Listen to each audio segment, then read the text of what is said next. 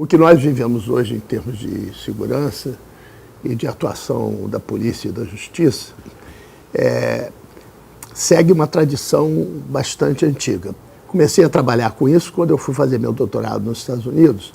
E eu fui fazer meu doutorado lá porque eu tinha feito uma pesquisa sobre pescadores e ia fazer também um trabalho sobre pescadores nos Estados Unidos. Mas eu cheguei lá e tive duas surpresas muito grandes, que foram a primeira, com a forma como a academia americana, né, produzia a sua verdade, as discussões, etc.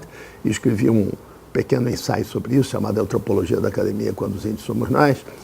E a outra coisa foi sobre a forma de controle social, né, que eu presenciei em Cambridge, Massachusetts, que era uma coisa que o espaço público era um espaço estritamente regrado e onde as pessoas se restringiam de fazer coisas em torno de regras que eram construídas localmente, né? Quer dizer, cada lugar tinha uma regra distinta, etc. Mas o que era genérico era que as pessoas se comportavam de acordo com as regras e tinha uma representação de que essas regras eram protetoras da segurança das pessoas. Todo mundo tinha essa ideia de que obedecer a regra era bom, ser obediente era bom, porque era uma coisa que protegia quem obedecia, né? E eu vinha de uma sociedade onde as regras, como se sabe no Brasil, quem conhece o Brasil, é uma sociedade que tem muito pouco, preza muito pouco as regras, né, e a sua obediência estrita, né? E aquilo me surpreendeu muito porque, por exemplo, se você jogava um cigarro no chão, naquele tempo eu fumava, né, vinha um sujeito e dizia para você, não joga o cigarro no chão não e tal, que se joga ali no lixo e tal. Eu achava aquilo um negócio fantástico, porque, né? E depois eu descobri que as pessoas acham que as pessoas se comportam assim lá porque as pessoas temem a polícia, porque tem muita polícia e realmente tem muita polícia, mas não é não. Que o jeito está dizendo para você é o seguinte, olha só, eu quero jogar cigarro no chão também, mas não estou jogando porque tem uma regra aqui que não deixa jogar. Então você não pode jogar também não, você não. Isso me levou a fazer um projeto de pesquisa sobre, como uma comparação entre o que eu achava que era o Tribunal do Júri no Brasil e o Trial by Jury nos Estados Unidos, e que depois se revelou uma coisa completamente distinta uma da outra, mas me fez fazer uma etnografia aqui durante 3 anos no Rio, nos anos 80, em que eu descobri que a nossa polícia tem um instrumento chamado inquérito policial, que é altamente inquisitorial, e é exatamente a reprodução da Inquisitio canônica, né, que é um instrumento de produção da verdade inquisitorial usado pela Igreja Católica, né, para apurar crimes ou pecados, etc., entre os seus, vamos dizer, afiliados e os fiéis, né? E que, portanto, havia um descompasso entre os princípios, vamos dizer, abstratos com os quais a segurança, a justiça funcionava, que eram princípios aparentemente de ordem liberal, né, em que a liberdade era uma coisa prevista, a presunção da inocência, etc., o que se chama de sistema acusatorial, né, e acusações são públicas, e as práticas da polícia, no inquérito policial, e posteriormente muitas das práticas do próprio processo penal, que exatamente tinha essa vertente inquisitorial. E o que é inquisitorial? Inquisitorial é o seguinte, inquisitorial é que antigamente na Inquisição você tinha um tribunal, dizia que você estava sendo acusado, mas não dizia você quem estava te acusando, nem qual era exatamente a acusação. Olha, aqui tem uma história da professora Lana Lage, né, que é uma historiadora que estuda o processo penal, que conta um caso, está publicado, né, de um padre lá da Índia, de Macau, que foi lá para Portugal, no Tribunal da Inquisição, e ele foi acusado de 5 casos, né, de sodomia. E durante 6 meses ele foi torturado para acertar os 5 casos. Ele confessou 51, né, até acertar o 5º e poder ser relaxado para o Estado, né, queimar ele. Mas ele passou lá tentando adivinhar quais eram exatamente as denúncias contra ele, né? Só quando ele confirmou a verdade já sabida, né, pelo inquisidor, é que ele liberou o sujeito, porque aí ele está com o corpo morto, mas a alma está salva, né, porque ele confessou o que tinha que fazer. Então essa ideologia é uma ideologia muito forte e ela orienta muito o nosso sistema processual penal, coisa que se pode constatar contemporaneamente. Vejam que temos um caso aqui, né, do juiz da Lava Jato, né, que a Intercept revelou que ele se comunicava, né, com os procuradores, com os promotores, que escolhia testemunhas, etc. e tal.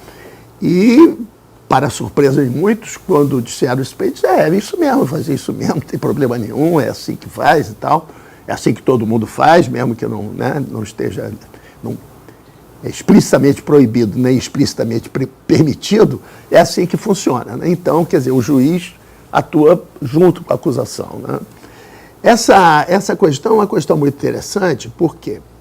Porque ela nasce do momento em que nasce o Estado brasileiro, né? O Estado brasileiro, em 1822, e, para começo de conversa, ele é uma continuação dinástica, né, da monarquia absoluta, ou do monarca absoluto, que veio para o Brasil e se estabeleceu aqui, né, Dom João VI, durante 13 anos, de 808 a 821. E nesse período, né, ele inventou a polícia, inventou a Guarda Real, inventou uma série de instituições, e quando ele foi embora, ele deixou o filho dele, que era o Dom Pedro I, depois saiu daqui, foi ser o Dom Pedro IV, ou seja, o nosso império, né, não era um império napoleônico, né, quer dizer, aquela coisa que Napoleão tomou conta da Europa, botou os irmãos todos para cuidar da Itália, não sei o quê, mas ele reproduziu dinasticamente a monarquia absoluta portuguesa, né, que deixou de existir em 1821 por causa das cortes constitucionais, mas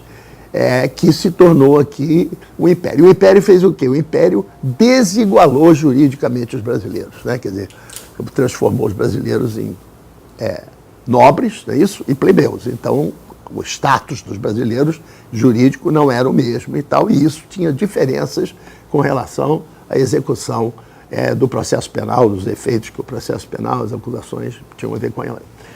Em segundo lugar, o Brasil era um país escravocrata, né? Um país escravocrata que os escravos, que eram em número bastante alentado, eles não eram sujeitos de direito civil, eles eram semoventes. Para o direito, os justiçados eram semoventes, quer dizer que os escravos eram equiparados aos animais domésticos ou domesticados, né? Mas eles eram sujeitos de direito penal. Então você estabeleceu que o direito civil não tinha necessariamente uma correspondência com a população, né, do direito penal, que sujeita ao direito penal. E os escravos, essa escravidão durou até 1888, quer dizer, durou até o final do século XIX, quer dizer, foi muito tempo em que o Brasil foi, vamos dizer assim, regido, né, por leis que levavam em consideração essa desigualdade jurídica entre as pessoas de status, né? O Brasil não teve um Código Civil, né, até 1916, o primeiro Código Civil do Brasil, em 1916. Foi aí que se estabeleceu a regra, né, vamos dizer assim, das relações civis e tal. Até então, vigiam, né, ou legislações extraordinárias ou as ordenações. Então, a ideia de que a igualdade jurídica instalada pelas revoluções burguesas na Europa, né, e nos Estados Unidos, no final do século XVIII, né, que é essa ideia de que o direito iguala todos os diferentes, têm um mínimo de direitos comuns, para o mercado desigualar, essa ideia não chegou aqui no século XIX, né? Se ela chegou, vai chegar lá no final do século XIX. Alguns dizem que lá por 1870 é que essas ideias começaram a ser veiculadas aqui, para vocês terem uma ideia, né? Passou 50 anos de império, né, sem que você levasse isso em consideração. E por isso, os direitos civis, que são esses direitos que inicialmente limitam, né, essa desigualdade do mercado, depois eles se associam aos direitos sociais, direitos políticos, etc., para constituir a cidadania, eles tinham como correspondente, né, a instituição correspondente de direitos civis eram os tribunais. Então, os tribunais estavam encarregados de garantir os direitos civis das pessoas, né? Eles, violados, você ia ao tribunal para receber a prestação jurisdicional. Ora, o Brasil não tinha direitos civis universais, né? Os escravos não podiam, o tribunal pedir para resguardar as suas garantias, direitos individuais, porque eles nem tinham, né? Então, os tribunais ficaram encarregados de dirimir os conflitos entre as classes dominantes, né? Então, essa que tinham direitos, as pessoas que tinham propriedade, que tinham direitos e que, em geral, eram, inclusive, da casta superior, que eram nobres, né? Barões. O Império distribuía esses títulos, inclusive, em troca de favores e de dinheiro, etc., né? Todo mundo sabe disso. Então, essa importância, né, da desigualdade jurídica para afirmar o status superior das pessoas, ela vai permanecer de uma maneira muito forte na legislação, né, porque o Brasil não teve Código Civil, mas teve um Código Penal Criminal, né, de 31, de 30, depois teve um Código de Processo Penal, de Processo Criminal de 31, depois teve outra reforma do processo penal de 42 e depois outra de 1872. Quer dizer, você tem 3 legislações processuais penais num período de 30 a 70, e 40 anos. Depois disso, a República veio, essa República se tornou, estadualizou os códigos de processo, e logo em seguida, em 41, veio o Código de Processo, que está em vigor até hoje, desde 1941 até hoje, né, que é 2019. Ninguém consegue mudar esse Código de Processo Penal. E, principalmente, ninguém consegue mudar a alteração que foi feita em 1871, 72, são 2 leis, uma de 71 e de 72, que foi a criação do inquérito policial e a separação da justiça da segurança pública, que é a grande novidade, inovação, grande jabuticaba brasileira, né? Que no países anglo-saxões, na França, etc., você trata isso como um sistema de justiça criminal.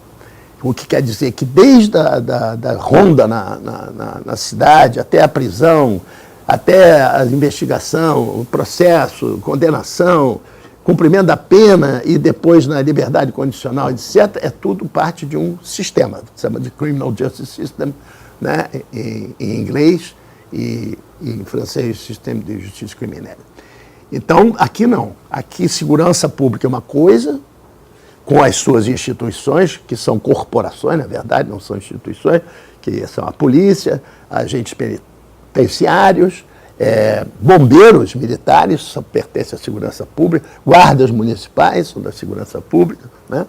Então, essas são as instituições da segurança pública. E na justiça criminal, então, vem o Ministério Público, a magistratura e os advogados, Defensoria Pública e os advogados liberais, né?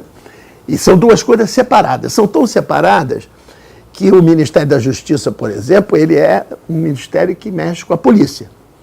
E nós temos aqui um curso na nossa universidade, desde 2000, que era pago pelo Ministério da Justiça, que era um curso que nós tínhamos que ter 40 profissionais de segurança pública fazendo o curso para poder haver o financiamento. Tinham que ser da segurança pública, porque o Ministério da Justiça... Então, juízes vinham fazer o curso, promotores públicos vinham fazer o curso, advogados não são leigos, não vale, porque eles não pertencem ao sistema de segurança pública, eles pertencem ao sistema de justiça criminal. Essa divisão, né, certamente não facilita a comunicação entre essas instâncias. E o que acontece? Acontece que o nosso sistema produz 3 tipos de verdade jurídica, que competem entre si e, muitas vezes, são extremamente distintas umas das outras, né? Você tem uma verdade jurídica produzida pelo executivo, porque o delegado é um sujeito que investiga e acusa porque ele tipifica o crime que você está sendo indiciado, que é a palavra técnica, né? Ele faz isso, então ele é um inquisidor, quer dizer, ele tipifica, e ele fala uma linguagem jurídica, quer dizer, é o único país que eu conheço do Ocidente em que a polícia fala uma linguagem jurídica. A polícia não fala uma linguagem jurídica, ela fala uma linguagem fática. Né? Ela diz que o sujeito entrou aqui, né, há sinais de violência na porta. Aqui não, o cara diz isso aqui é um 155, isso é um 57, quer dizer, ele dá o artigo, né, já pronto para o Ministério Público, que pode concordar ou discordar dele. Nessa fase inquisitorial não existe o que se chama aqui de contraditório. Aí tem que fazer uma ligeira explicação para isso, que ela é meio difícil mesmo, mas vamos lá. Existem duas coisas chamadas contraditório no Brasil. Uma coisa que são confundidas sistematicamente. Uma coisa é o princípio do contraditório. O princípio do contraditório é o princípio acusatório, o princípio da presunção da inocência, por um lado, e o princípio adversário, pelo outro, para dizer que você, quando é acusado, você tem direito de responder essa acusação. Né? E existe a outra coisa, que é a lógica do contraditório. A lógica do contraditório é a lógica do dissenso, que diz que eu tenho que dissentir da outra parte o tempo todo, até que esse dissenso infinito seja interrompido por uma autoridade. Quer dizer, quem produz a verdade jurídica não é o consenso entre as partes. Quem produz a verdade jurídica é o argumento de autoridade da autoridade que escolhe uma das versões que são necessariamente contraditórias. Veja bem que eu estou falando que é necessariamente contraditório. Se não for necessariamente contraditório, o juiz pode dizer que o réu não está sendo defendido propriamente. Então, se o promotor e o advogado concordam com alguma coisa, o juiz pode discordar e dizer que não aceita o acordo deles e que ele quer seguir na coisa. Então, você tem uma verdade policial, produzida pelo inquérito policial, de um jeito. Depois você tem uma verdade produzida pelo processo, instrução processual, né, no processo, aí já na justiça criminal, de outro jeito, quer dizer, com esse dissenso infinito. E, às vezes, quando são crimes contra a vida humana, crimes dolosos, né, crimes intencionais contra a vida humana, você tem uma outra verdade, que é a verdade dos debates do tal do Tribunal do Júri, que nada mais é do que uma fase, aqui no Brasil, uma fase desse longo processo de culpabilização, né, da pessoa, porque ela vem indiciada, né, pelo delegado, depois ela é denunciada pelo Ministério Público, depois ela é pronunciada pelo juiz da instrução, e aí ela vai ser julgada pelo Tribunal do Júri. Então, a presunção da inocência que consta da nossa Constituição está absolutamente relativizada, porque ela chegou ali, alguma coisa ela deve ter feito, porque não é possível que depois disso tudo ainda estão processando a pessoa. Então, os debates são debates orais, né, numa sala em que existe um crucifixo, diante de 7 jurados, que não podem se comunicar entre si, e esses debates que são debates acalorados e em que se pode dizer tudo, não se grava esses debates, eles não são gravados, mesmo quando se grava toda a instrução, esse debate não é gravado, e ele é um tipo do que antigamente se chamava de sistema da prova legal, quer dizer, você entrega para os deuses a solução da peleja, né, da lide, porque são esses dois campeões lutando na figura do Cristo e ganha quem tiver melhor lábia, né? Porque muitas vezes os argumentos usados não tem nada a ver com o que aconteceu no processo que está escrito e cujo relatório é feito pelo juiz anteriormente às suas discussões. Isso, evidentemente, essas verdades que se contradizem, né, e se opõem dentro de um mesmo processo, causam uma surpresa para os envolvidos, né? Quer dizer, na tradição burguesa e tal, o sistema jurídico é um sistema que se legitima diante da sociedade pela racionalidade, pela explicação que esse sistema dá às pessoas. No Brasil, tanto a justiça civil quanto a justiça criminal, quanto a justiça, inclusive, dada pelo Supremo Tribunal Federal, não é compreensível pela sociedade. Primeiro, por causa disso, porque o sujeito foi julgado aqui culpado, depois ele foi julgado inocente aqui, depois ele foi julgado de novo culpado aqui. Quer dizer, por que foi isso? Quer dizer, muitas vezes os próprios, né, eu quando fazia pesquisa, os próprios acusados não sabiam o que estava acontecendo com eles e só sabia o resultado, porque o resultado, afinal de contas, é o que interessa. O que aconteceu, por que foi? Ah, não sei, não, senhor, isso aí você tem que perguntar para o advogado lá, porque ele que deve saber. O advogado também não sabia por que ganhou, por que perdeu, porque essa contradição, né, esse contraditório, lógica do contraditório, impede que você forme argumentos, né, críveis e racionais e que possam... Em segundo lugar, existe um instituto que nesse sistema todo parcelado e como é que se diz, fracionado, só tem um cara que pode resolver tudo, que é o juiz, e que tem uma prerrogativa que chama-se livre convencimento motivado do juiz. Então o juiz decide de acordo com o seu livre convencimento motivado, quer dizer o seguinte, que ele primeiro decide e depois ele justifica. Então a razão da decisão dele muitas vezes não aparece na sua justificação. Ele justificou porque ele decidiu, porque ele achou que você é culpado e ele não é e tal. Agora, para justificar isso, ele vai lá, bota a opção de bibliografias e de autoridades e não sei o que na verdade não tem nada a ver com o que ele decidiu. Então as partes não ficam muitas vezes sabendo por que elas ganharam ou por que elas perderam, porque o que está escrito não necessariamente convence as pessoas que foi aquilo que o juiz, né, foi por aquilo que o juiz decidiu. Então essa fluidez, né, do que está no processo faz com que o juiz tenha essa autoridade de escolher o que ele quer, e ele vai dizer o que é fato, o que é prova, o que não é e tal. A palavra dele que vai dizer. Então, a decisão monocrática, solitária, e quando vai para o Tribunal Superior, onde o julgamento é coletivo, cada um também julga monologicamente. Então, é um sistema que não transmite segurança jurídica para a população, para a sociedade, para os empresários, para as pessoas acusadas. Porque, ora, você pode... aqui teve não sei se você está acompanhando, mas teve aqui algum tempo que o sujeito fazia um habeas corpus, se fosse para uma turma, ele era solto, se fosse para outra turma, ele era preso. E há uma decisão do Supremo dizendo que não pode fazer isso, mas as turmas faziam, uma soltava, outra prendia. Então, como é que você tem que ficar manipulando, se vai para uma turma, se vai para outra, os advogados ficam lá, caiu na turma, ele tira. Bota de novo para ver se cai. Ah, caiu nessa, então vou. Né?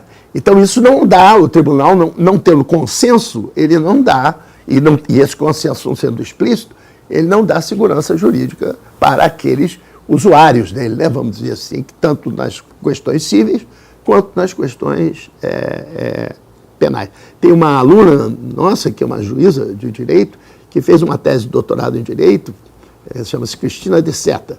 Ela fez uma tese, está publicada pela Lumen Juris, dizendo, examinando 5 casos do Supremo. Né? Em 4 casos, eles não souberam o que eles decidiram até hoje, e no outro eles decidiram o que não foi pedido, que é um caso civil que não pode fazer isso. Né? Através de um memorial. O advogado entregou um memorial e eles decidiram de acordo com o memorial e não de acordo com a petição que tinha sido no início. Tem uma regra que diz que você tem que decidir de acordo com o que foi pedido inicialmente. Né? Ou seja, isso dá uma incerteza e uma insegurança jurídica à sociedade enorme. Com a outra coisa, que esse livre convencimento motivado do juiz, que inicialmente se aplicaria apenas na fase da instrução, para ele dizer o que foi provado e o que não foi, hoje, comumente e publicamente, virou outra coisa. Tem uma outra tese de doutorado também em Direito, da professora Regina Teixeira Mendes, sobre o livre convencimento motivado do juiz, que ela vai entrevistar vários juízes, né? E tem um juiz que diz uma coisa, assim, exemplar para ela. Minha filha, a lei não diz nada. Quem diz o que a lei diz sou eu. Eu sou a lei. Né? Então, não precisa dizer mais nada. Isso está gravado, publicado, já tem anos. Esse livro é de 2010, se eu não me engano, tem 9 anos e tal. Então, todo mundo acha isso mesmo, é isso mesmo, os juízes acham isso mesmo, os desembargadores. Então, é naturalizada essa situação, né? É naturalizada. E aí, como você não tem os direitos civis, o tribunal não se, né, assim, imbuiu, né, desse papel de garantias e direitos civis. Ele decide, vamos dizer, juridicamente, né, decide teses, etc. E por isso essa questão dos direitos humanos no Brasil é meio incompreensível. Porque você não compreende um direito que é de todo mundo. Você sempre acha que se é direito, deve ser privilégio. Então, é de alguém. Se é o direito do bandido, não pode ser direito do polícia. Se é direito do polícia, não pode ser direito do bandido. Então, o pessoal dos direitos humanos fica falando para as pessoas, mas isso aí é o direito humano do bandido. E os direitos humanos da polícia? Quer dizer, a pessoa não entende, né, não compreende no seu universo cognitivo, não entra essa ideia de que há direitos que são iguais, comuns a todos os diferentes. Pelo contrário, você acha que os direitos iguais são daquelas semelhantes. Então você tem duas ideias de igualdade jurídica. Uma ideia pela diferença, né, que é a ideia que a igualdade jurídica é dos diferentes, né, é igual, todos os diferentes têm iguais direitos, e a outra, e o mercado é que desiguala, e a outra que é que os semelhantes têm direitos iguais e os diferentes têm direitos desiguais. E por isso, o mercado não vai desigualar, porque o direito desiguala antes do mercado. Então, você tem a situação hoje muito complexa, que é essa discussão dos empresários no Brasil, desse pessoal todo que fica falando, que é essa, exatamente. É que o direito ele desiguala antes, ele privilegia antes. Então, no processo penal, ele privilegia a prisão especial, que é uma prisão processual para quem tem curso superior, então as pessoas que têm curso. Eu dou um tiro no sujeito, o sujeito tem outro curso superior, eu não tenho curso, ele tem curso, eu vou para uma cadeia que é uma loucura, que você é estuprado, vai pegar fogo, vou pegar tuberculose, e o outro vai para uma prisão especial, tendo feito a mesma coisa, né, só por causa do status dele. Se o sujeito é funcionário do Estado, então é uma maravilha, se ele trabalha em algum lugar, tem 42 mil e tantas pessoas no Brasil, permanentemente, que têm foro privilegiado. Então, eles são julgados pelos tribunais superiores. O que acontece ser julgado pelo Tribunal Superior e não pela instância, primeira instância, né? Os tribunais superiores não estão adequados para fazer instrução. Não tem gente para ouvir testemunha, etc. Eles ficam olhando a papelada e dando decisões em cima da papelada. Então, o processo morre lá, prescreve, não some, desaparece, tal, não sei o quê. Isso, a primeira ruptura com isso foi o mensalão, o Barbosa, que ele mesmo resolveu fazer a instrução no país todo. Se ele não tivesse feito aquilo, o processo não teria acontecido, não teria acontecido nada com ele. Então, esses são privilégios, quer dizer, são coisas que podem, né, soltar ou prender você de maneiras cruéis ou mais ou menos civilizadas e tal, vamos dizer assim. E tem vários outros exemplos em que o nosso direito desiguala antes, né? E o mercado não usa os seus próprios critérios para desigualar aqueles que estariam... Tal. A coisa mais desigualadora, inclusive, no Brasil é a educação. Né? A educação no Brasil desiguala quem tem de quem não tem. O tempo todo você está dando privilégio para quem tem educação e quem não tem, bom, aí quem não tem, né, não vai à escola, não adquire, como diz o Bourdieu, né, sistemas de pensamento, né, e categorias de pensamento contemporâneas, etc., linguagem, essa coisa toda. Então, o nosso sistema jurídico espelha, isso que eu queria dizer, espelha uma sociedade hierárquica, né, uma sociedade que não se individualizou, não se normalizou, como diz o Elias, né, como fala o Foucault, inclusive contra, o Elias a favor, o Foucault contra, mas todos eles estão tratando de sociedades normalizadas, onde há um padrão, há regras, e essas regras são protetivas dos indivíduos, em princípio, mesmo que elas não façam isso efetivamente, são representadas dessa maneira, como uma coisa benéfica. Aqui não. Aqui você representa as regras como alguma coisa que vai te perseguir. No Brasil, os direitos, como você não tem a noção clara de direitos civis, né, de um mínimo de essa ideia, se você quiser, de igualdade jurídica dos diferentes, né, você não tem um sistema em que o direito iguala formalmente para o mercado desigualar, que é a receita de bolo da Revolução Burguesa, não é isso? O direito iguala formalmente para que o mercado desiguale de mente aberta, sem culpa nenhuma, porque, como todo mundo é igual em direitos, o mercado é para desigualar mesmo, né? Aqui não, aqui o mercado desiguala em cima da desigualação que o direito faz primeiro. Ele faz primeiro, o direito desiguala todo mundo.